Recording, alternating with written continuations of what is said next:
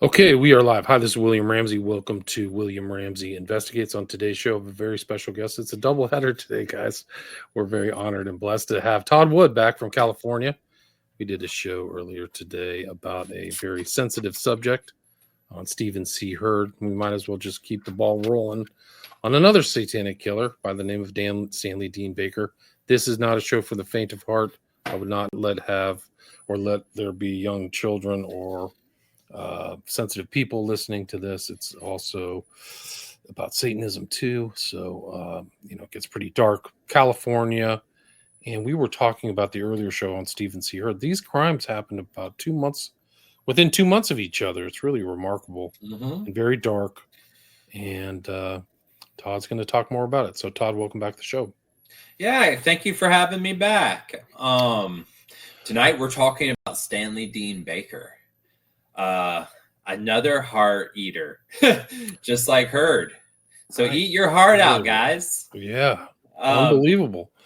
So this and story, young too. These are young guys, right? Yeah, he was 22. Yeah. This story starts on July 13th in Big Sur, California. After a hit and run, the police were told to look for these two hippie types who were involved, who drove off after hitting this other car. And they eventually catch up with these guys, and then they go through all the police procedures and empty out their pockets, only to find the remains of a human finger in Stanley Dean Baker's pocket. And he told the police officers that he had a problem. He was a cannibal. Now, this is interesting, and things proceeded in such a manner, and he told the police officers where he got the finger from. He apparently murdered a social worker in Montana, close to the Yellowstone National Park, or perhaps in Yellowstone National Park, named James Sclouser. And he shot him in the back and then cut open his chest and removed his heart and ate it. Incredible. Stanley Dean Baker is known as sort of the satanic hippie. When he was arrested on July 11th in Big Sur, they found a recipe for LSD on his person, and as well as the Satanic Bible.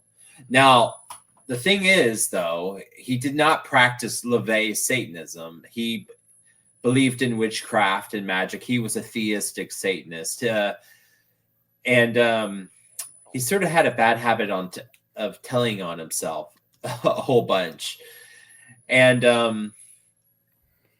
he thought he had mind control powers, and he thought he could control the weather. Him and his associate, Harry Strumped, his good friend from Wyoming, where both of them are from, were sort of traveling, and they went to a concert before the murder. They went to a concert in Canada known as Festival Express, which, if memory serves, the band and Janis Joplin were like the headliners of Festival Express.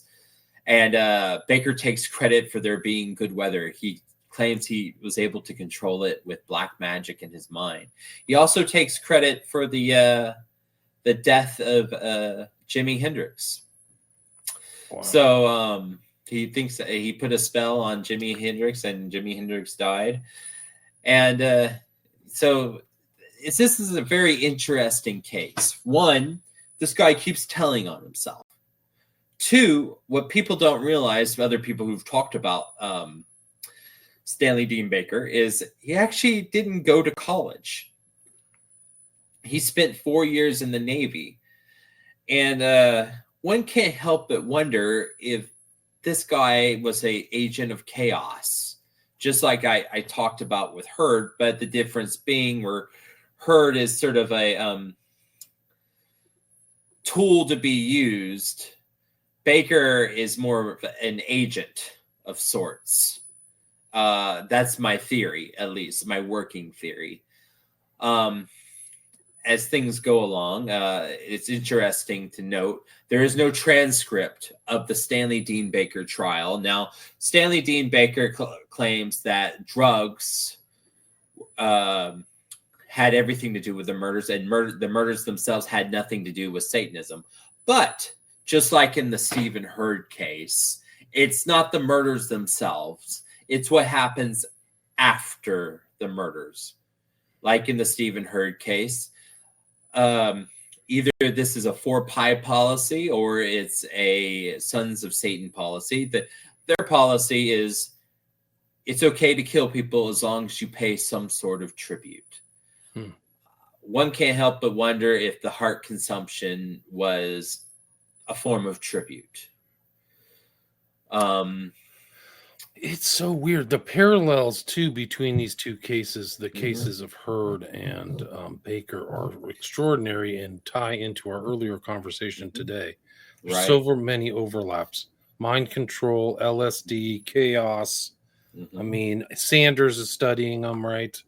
And so it's just, and then I mentioned earlier, I couldn't remember their names of the other cases that are taking place in California at the same time in the 70s with these same kind of LSD schizo people.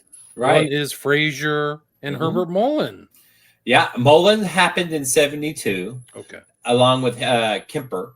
But Frazier happened in October 19th of 1970. And Dana and I have been doing some interesting work on that particular case as regards to possible connection to the Weather Underground. Right, so the Weather Underground is another strange tie happening around here. When did they get Leary out of jail? Out of a California? They got him out of jail in September of 70. Wow. So it makes sense that they would have stuck around, perhaps. That they're active too. They're known to be active. Right. And the thing is, like you read earlier about how they were pro Charles Manson. Right. And then the Season murder, of the Fork. Yeah. Season of the Fork. And then the murder of the Oda family. And we all know that the patriarch of that family, I think was his name, Victor Oda, was an ophthalmologist. Ophthalmologist who prescribed the glasses that were found at the Tate residence. And those glasses were about to be entered into state evidence. Now, for Baker, the interesting thing, there is a misconception about him being in a satanic cult in college and doing blood drinking rituals. He actually never went to college.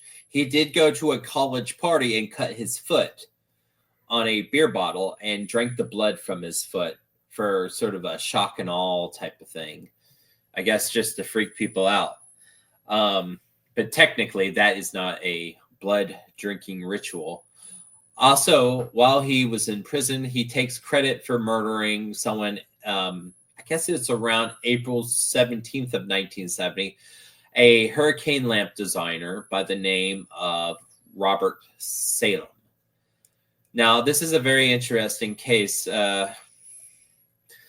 Baker, who has anger issues, murders Salem and stabs him so much, almost to the point of decapitation. And then in the victim's blood, writes on the wall, Zodiac, as well as Satan saves, and an Egyptian hieroglyphic symbol for life. That means life. This is a fascinating thing. According to Ed Sanders, it's right after this murder when Stanley Dean Baker joins the 4-Pi movement, which again begs the question. We have two cases that have heart extraction right next to each other. Is that the policy, the pay tribute via heart extraction, heart consumption, or is it just sort of a random thing? We don't know yet. This investigation is ongoing, and the strange parallels between the murder on June 2nd with the Hurd and his crew being exactly the first day of the 7th month of the Aztec calendar, and the murder of James Glauser by Baker on July 11th being the last day of the 8th month of the Aztec calendar are very fascinating, although most likely a coincidence. You can't really ignore it. It's right there in your face. Wouldn't you agree? 100%. It's interesting because you mentioned this murder of Salem in San Francisco, April 19th. Mm-hmm. The person who wrote the article is Paul Avery, who we know is a researcher of Zodiac and William Joseph Bryan too, right? Mm-hmm. That's right. That is wow. It's just the overlaps are just off the charts. It's hard. And if we're talking about Bryan was in the Navy as well as the Air Force. So, I mean, there's another sort of parallel. But yeah, I definitely have my questions about the Baker, Stanley Dean Baker. It just seems like there's much more to this case than what meets the eye. And just like with the Heard case, and a lot of people don't realize this, he actually tried to break out of jail when he was in prison in Montana. And they transferred him to a federal prison in Illinois. And the mere fact, and another thing that's odd is Heard and Hulse both got double life sentences, where Baker only gets 15 years. Very similar crimes, right? Right. Some dissimilar punishments, without question. Yes. How does that happen? Did Baker cut a deal, or is he an agent of chaos? So you guys tell me. There's also this myth, this thing that, about Heard being electrocuted, and he was electrocuted his senior year of high school before he dropped out, and something happened where his car, and he's in there with his buddies, it swerved off the road, and his friend got sort of thrown and got electrocuted, and Baker gets shocked saving his friend, which is very odd behavior. Right. So he has like an early brain injury or something, and then behavior change and blackouts. Like he's like, well, it's not a blackout because he remembers what he did. Right.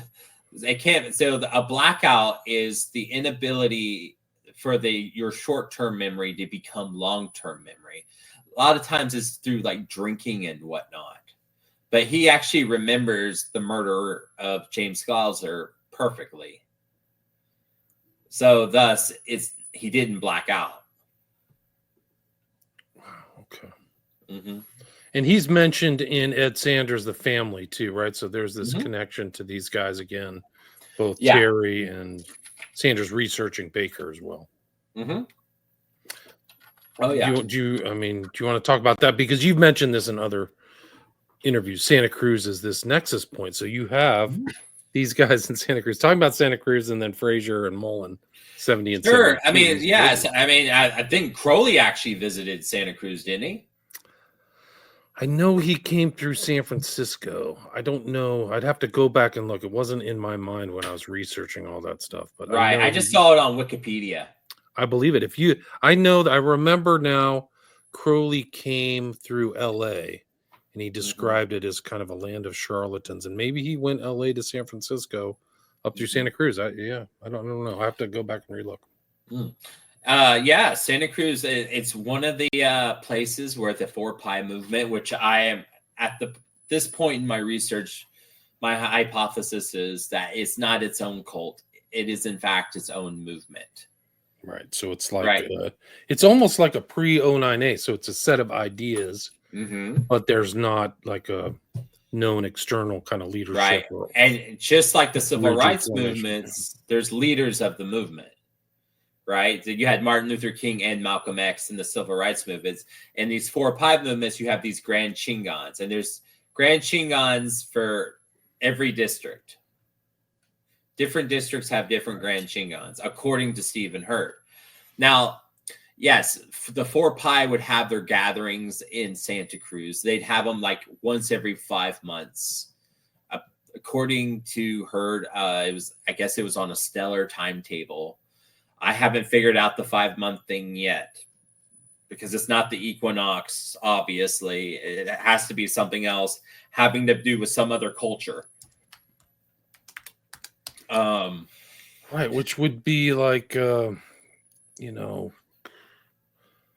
not surprising. These guys have secret ideas or secret kind of dates and weird things. Like we know that the Arliss Perry murder took place in 74 Stanford on Aleister Crowley's birthday, or the Crowley Moss. They actually call it Crowley Moss. Right. And that's again, that's how Stephen Crawford and can be a member of the 4 Pi movement without being in a cult. He can go have a job and and all this as a security guard, right? Yeah. He can still portraits and photographs and keep all the money for himself and not have to put anything back to the 4 Pi movement because it's a movement. And the thing is that the preferred methodology of human sacrifice by the 4 Pi movement is heart extraction. From what Stephen Heard described, that's where we get most of our information on the 4 Pi. Of course, they do it outside and they extract the heart and they burn the body. And so it's kind of makes you wonder, maybe it's a monkey see, monkey do type of thing, right? Or it's a post-hypnotic suggestion of some sort. Right. They see this, and maybe this is how you do it. Right. It's crazy. Like these guys are in these hospitals and things like that. I mean, have you ever heard the story of? There's another tie-in of our earlier conversation, which is what is it? The Brotherhood of Eternal Love. Or the Brotherhood of Eternal Love, Ronald Stark. I talked about that one. Yeah. He's a suspect for the Grand Shingon. For a Grand Shingon, if Heard is correct with the district thing, it would make perfect sense for him to be a Grand Shingon. He's flying all about. I just didn't think he's not the one that Heard went to go see because from what I understand, Ronald Stark was always traveling back and forth to New York and other places. And it just seems like if you're doing something on a particular timetable, that would be kind of impossible to balance both those things. But it kind of makes sense in its own way. I mean, drugs are a large part of the whole satanic scene in California. But this whole 4 Pi movement thing, you've got bikers, right? Like I said earlier, Heard was introduced to the 4 Pi through a biker. You've got environmental atheist terrorist like the Weather Underground. Right? Yeah. And they seem to be kind of part of this in their own way. You've got the Manson family. I mean, maybe the shared ideology is back to the primitive, right? That's kind of what Heard was talking about.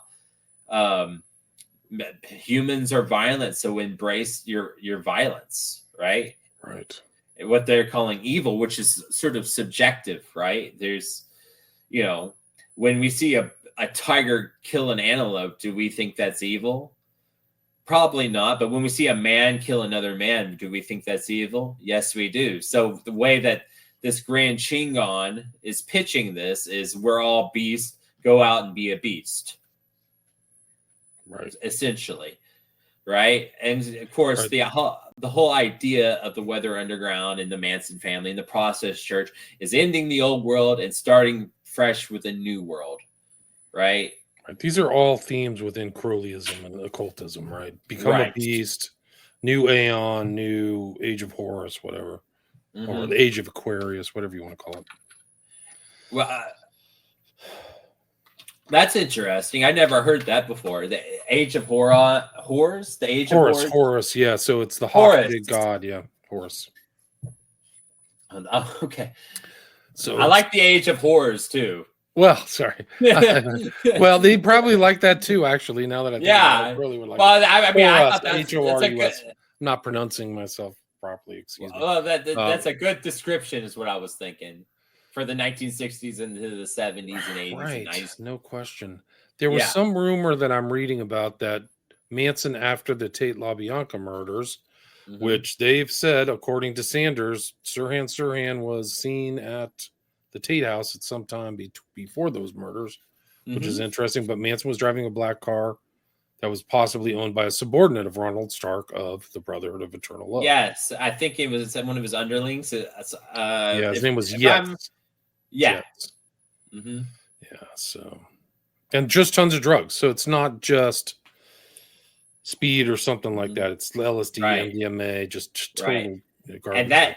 that Israeli guy who was with the underling, that sounds like Mahmoud Hinsari from the RFK stuff, from the book Nemesis. Right. Yeah. Yeah. No, it's amazing. And it always brings to mind, whenever I think about the Santa Cruz stuff, I always think of Robert Anton Wilson, who was a huge Crowleyite, Hmm. whose headquarters were in Santa Cruz Mountains, like all during this time, like this counterculture guy. Did he have red hair? I think he was Irish. He was kind of balding. Let me see if I can find a picture of him. Yeah, but maybe Yeah. that's the Grand Chingon for that area. Yeah. I mean, He was a very strange guy and wrote very smart. There's mhm. like scenes with him with other very strange people, like Genesis P. Orridge, Mhm. and he was buddies with Leary. Mhm. So and he had all kinds of fake names. Mhm. He was part of a Discordian movement too. Right. But I don't know if what his hair was like when he was younger. But this is kind of his known visage, is this goateed, semi-balding guy. Mhm. I don't know. I kind of I get a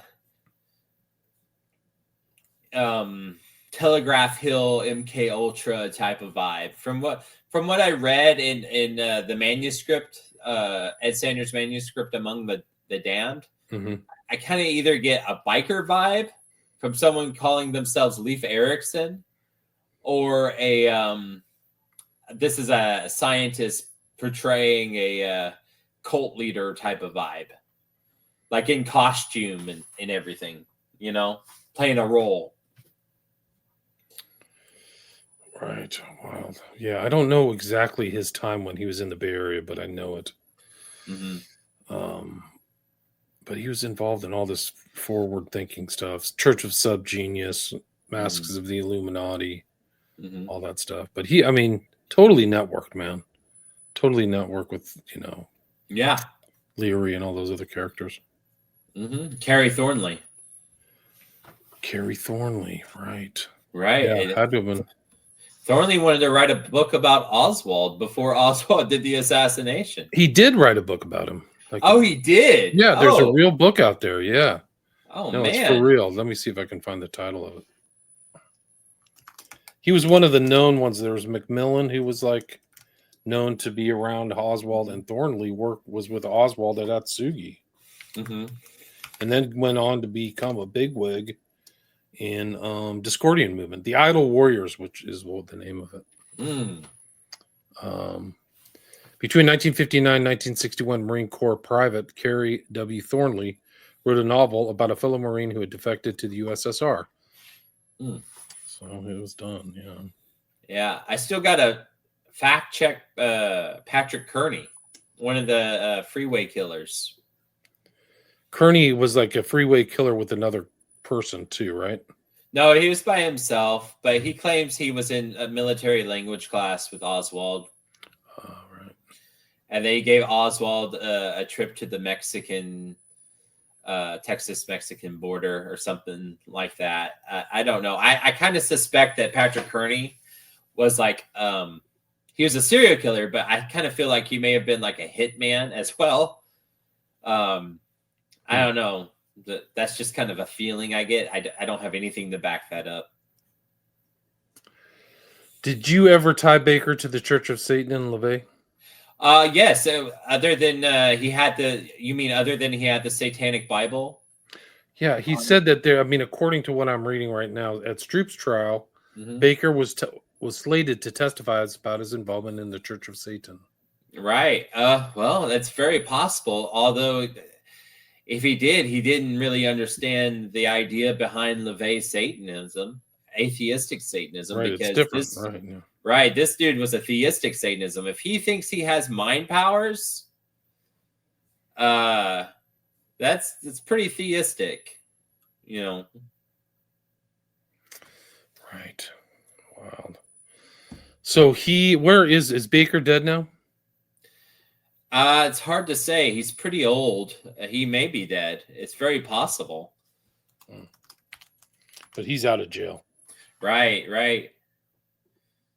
Where do you think he is? Probably in Wyoming. Wow.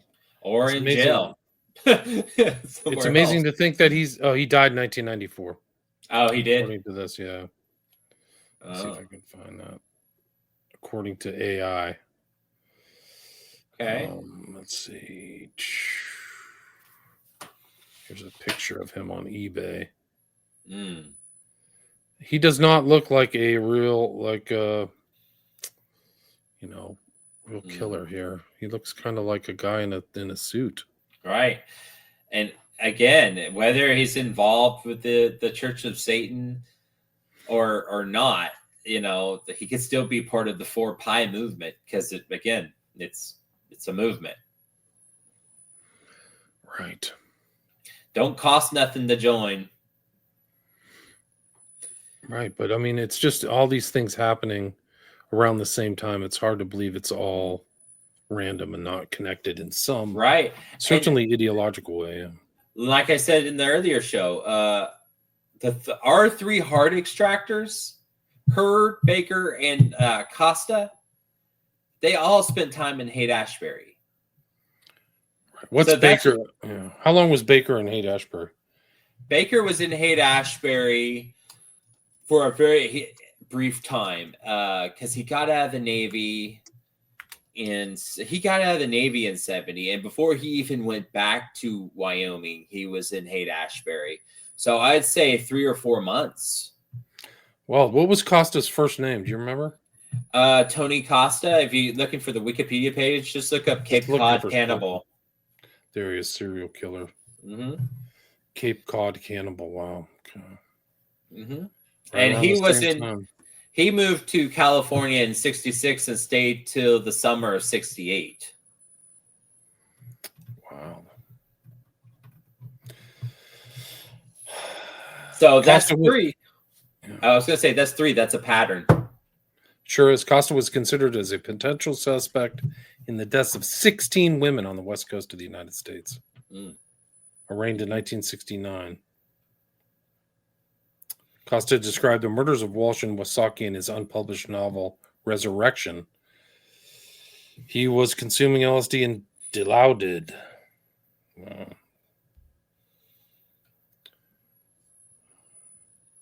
Is that dilaudid? Dilaudid. So there's a novel about his killings by Norman Mailer. Yeah. Wow. In his garden, right? Tough Guys Don't Dance is the name of it. Ah, okay.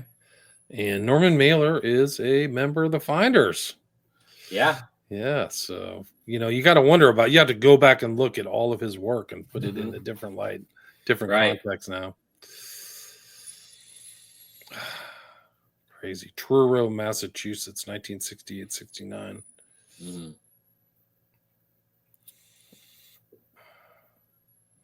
Wild. Yeah. Dead at 29. Do you know how Costa died? Killed himself. It's questioned, though. Just a suspicious jail death. Those don't never happen. Yeah. Yeah. It was very Epstein-esque. Let me tell you that. Yeah. So it's just incredible. Stanley, Baker, Hurd, Costa. And these overlapping things. The eternal... what is it? Brotherhood of eternal love. Right. A lot of Four Pi, Grand Chingon Surround, and then the Operation Chaos and the Weather Underground. Yeah. Totally active in California at that time. I can't help but wonder if like there's a hypnosis program that says like, okay, like maybe there's a profiler and it says this guy is most likely going to kill somebody.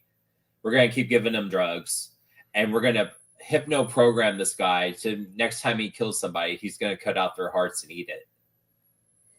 So imagine the potency of that. If that was really possible, that you could live, it's not just programming to kill, but like programming in the darkest way, like a dark cannibal, like cannibal creation, something beyond that. We know they did a whole bunch of crazy experiments in Vietnam right around before this time or during this time, really. Right. And weird drugs like rage drugs. And the problem is you can't just blame the drugs, because the issue here is if it was just the drugs, then there would be a lot more heart extractions. Right. Good point. It's a math game here. Yeah, no, it's something else is going on, like something, some other influence, you know? Yeah. And the other guy, Owsley Stanley, in their labs and stuff. Like, wow, just crazy. Yeah. What else about Baker? You got anything else? Let me think. Yeah, I told you about Robert Salem and all that. Yeah, that's where I stand on him right now. Is I think he was an agent of chaos. I think he was a level above Herd. If I'm gonna put it that way, he was a level above Herd. He knew what was happening to some extent, and that's why he kept telling on himself. Right? Because the sensationalism of pulling out a finger out of your pocket and saying, I'm a cannibal, I have a problem, right? That sucks all of the oxygen out of the room from the Herd case, which was happening at the same time. Right. And it is weird that he committed his crime in Montana, but somehow ends up in California too, with amongst all of these other crazy murders and all these other general chaos craziness. They still Schlauser's car. Poor Harry Strump, he was a draft dodger, but he kind of got sucked into this whole thing. That's Baker's companion, his friend. And Baker said himself he was actually thinking about killing Harry Strump, but a true friend is hard to find, so he didn't do it. But yeah, that poor guy, he kind of got sucked into this. Like, he's a victim in all this, in my opinion. Stroop? Yeah, Stroop. Is Stroop out of jail? Do you know? Yeah, he got 10 years. He only got 10 years, and Baker got 15. But I mean, again, this guy is a mystery. I think we need his Navy records to help solve it, to unravel a little bit more about what was going on. What other killers do we know, like programmed to kill, that were in the military who went on? And we know Dahmer was in the military in Germany. There was another guy who was like a female collector who was definitely involved in MK Ultra stuff. Heinrich. Leonard Lake was also in the military. Wow, right. Let's see, BTK. I think Vietnam too, right? Wasn't it Vietnam? Yeah. Yes, he was. Like, if it's quite possible he was a member of the 4 Pi. Their kill streak was just off the charts. Crazy. And like Oswald, he was a radar operator. Even stranger. Wow. Yeah. He served 2 tours of duty during the Vietnam War as radar electronics technician. That's during that period Lake was first diagnosed with schizoid personality disorder. So he goes to Vietnam and all of a sudden he gets diagnosed as a schizo. Yeah. And had a delusional breakdown in Da Nang and received psychotherapy in 1971 and then discharged. Wow. No. What's it? DD-214. The military still refuses to release his DD-214. What's that? What's that file? That is like everything you did in the military, basically. Okay. They usually take very scrupulous records too, like they're that type. Like we have IQ tests, emotional tests, skills tests, test. Of course, yeah. Like talking about Dahmer. Dahmer was a heart extractor. He sure was. Yes, he was. We know and speaking of Aztecs, during his sanity trial, he claims that he wishes he was born in a different time so he could be an Aztec priest. Right, you remember that? That's amazing. Yeah, yeah, so true. Where do these guys get all this? I mean, it's supposedly independently, like, and it's wild. And their movements and travels, like Dahmer was smart enough to keep moving all the time. Right. And let's see. I mean, a lot of these guys, the occult for them is like they want power because they feel powerless. I think that's with Hurd. That's what it was. He was just abused by his stepfather so badly, and he didn't think anybody wanted him around, and it just he wanted power, and thus he turned to the dark side because he just felt so helpless, and that's. For an MK Ultra scientist or the devil himself, that's an invitation. Very well said. It is interesting because I do remember in one of Dahmer's statements, he said he ate his victims to obtain power, and that's actually also kind of a voodoo South, like in Southern African kind of concept of cannibalism. It's a lot. It's same with the Aztecs; they did that too. Right, so it's not like you're like maybe the first glance of cannibalism is that I'm eating this person for food, but they're absorbing power. That's like a deeper, esoteric, right? Yeah. Like Shawcross. Shawcross was just eating them. Another Vietnam vet, right? Right. Phoenix program, openly Phoenix program. Savage, just totally crazy savage, like. Unbelievable. Like these are just so crazy. Program to Kill was so on point. I don't know how many of these guys are in Program to Kill. All of them? Just about. Well, not Hurd, and I don't blame them for missing Hurd, but like I said earlier, Hurd fits the Program to Kill mold very well. Yeah. Incredible stuff, Todd. Where can people find your work? Well, I'm on Killafornia at the Walter Bosley channel on YouTube, as well as I have a Patreon at patreon.com/C/Killafornia. Check it out. It's brand new. I've just started posting. I posted the chapter about Hurd from Among the Damned, and I will be posting the chapter about Baker. Cool. Please keep in mind it's from an unpublished manuscript and none of it's edited, so there's misspellings and what I call Ed-isms, which are words that Ed makes up. Like Selly is not a real word. So things like that. It's a shame that he didn't do. There's so many unpublished manuscripts out there, guys. You wouldn't believe it. Like I come across so many authors or people that I've researched, Crowley, other people, that stuff just isn't in public distribution. This one luckily is, but there's many that aren't. But people check out Todd Wood's Killafornia Patreon. I'll put a link to that.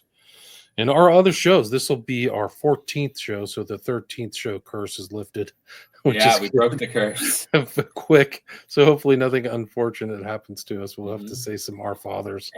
Tonight. Pretty dark stuff, guys. This stuff is out there. Stay safe. Again, Todd Wood of Killafornia. Thanks so much for your time. Thank you. All right, peace. Stay there.